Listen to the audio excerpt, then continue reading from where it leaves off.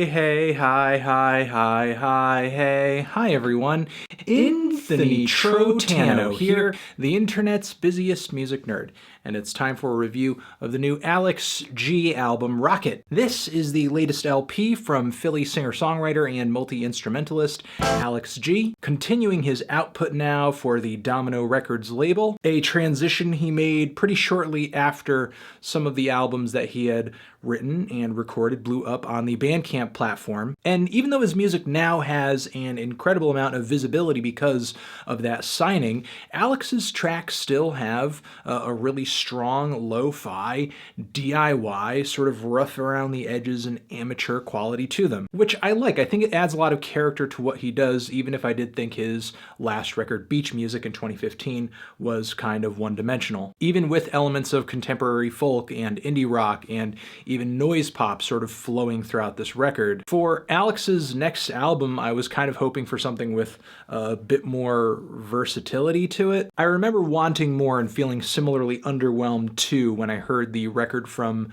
fellow Bandcamper Carsey Headrest when he made his transition over to Matador Records the very same year. And then he came right back next year with one of the most ambitious albums in indie rock, I think, for this decade. Add to that the fact that I was pretty impressed to hear Alex's input on some of Frank Ocean's recent work too. And I guess I was already expecting this LP to be a bit more versatile than his last, given that all of the teaser tracks were definitely telegraphing that up to the release of this album, one of which, the song Brick, a lot of people were comparing it to Death Grips, and I could see why. It certainly had kind of a lo-fi, noise, industrial kind of feel to it. But in addition to that, there are folk numbers on this thing, like the intro, Poison Root, which has all these very folky, minimal, dense layers and repetitions of acoustic guitar and strings. Rock tracks like the song Judge, which feels kind of like a dreary, strung out, very slow and depressing 90s throwback. There are also some strange instrumental passages on this thing, such as the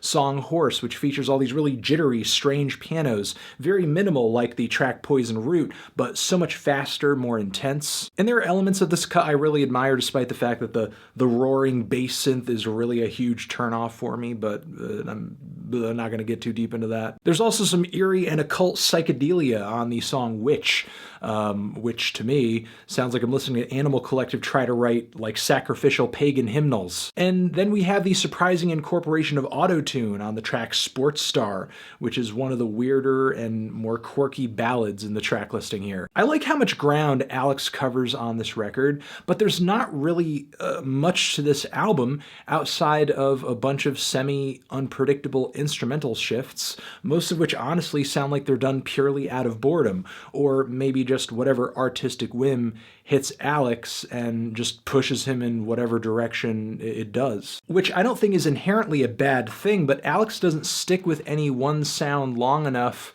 to really string together a cohesive and a satisfying song. Because numerous tracks on this thing have very short lengths, abrupt endings, weak structures, and it leaves Rocket overall feeling very messy and unsatisfying and directionless. There are a few exceptions in the track listing here where it does sound like Alex's songwriting muscles are flexed, like on the track Powerful Man, one of the few moments where, even though I'm not listening to the best lyrics in the world, it certainly sounds like Alex was trying to consciously do a better job of playing the role of the lyrical narrator, the voice, the singer in a track that sounds like a singer-songwriter tune. And that's the thing, Alex might use a pastiche on a song that is either directly or loosely connected to singer-songwriter music as kind of a baseline, as a foundation for a track.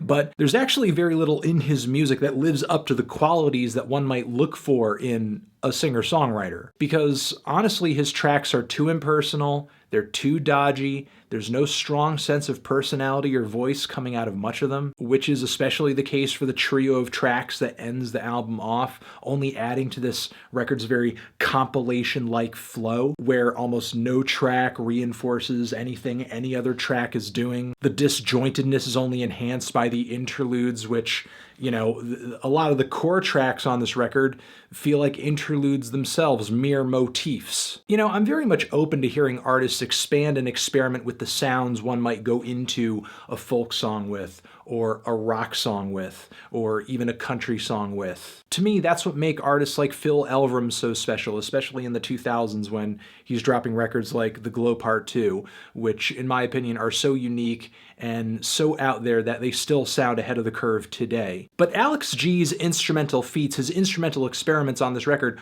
are not that fantastic in my opinion. You have numerous tracks on this thing where Alex merely just sounds like, in my opinion, a mumbly Elliott Smith singing over a somewhat forgettable instrumental. You have a very faux country track on Proud, which is very cliche. Some faux rootsy banjo folk on the track Bobby is kind of dime a dozen too. And I would call the amateurish jazz rock on the song Guilty forgettable if it weren't for the fact that the performance was so awkward. But when Alex G does come through on a track with an experimental or an inventive sound, even if the subtle quirks are so faint that they don't necessarily hit you until the third or the fourth listen on a track, these moments aren't necessarily supported by great songwriting or singing. So I'm still just kind of left wanting more, and really that's the theme for me with this album. I'm actually left more underwhelmed and more in the cold on this record than I was Alex G's last album, which again, despite its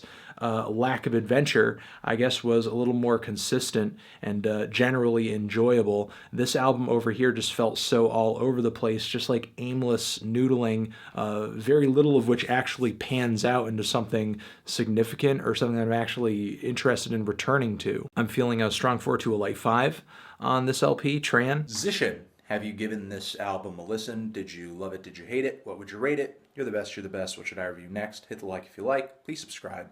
And please don't cry. Links and stuff next to my head that you should check out. Other videos, subscribe to the channel, official website too. Alex G, rock it, stay hydrated, say your prayers and do your homework forever.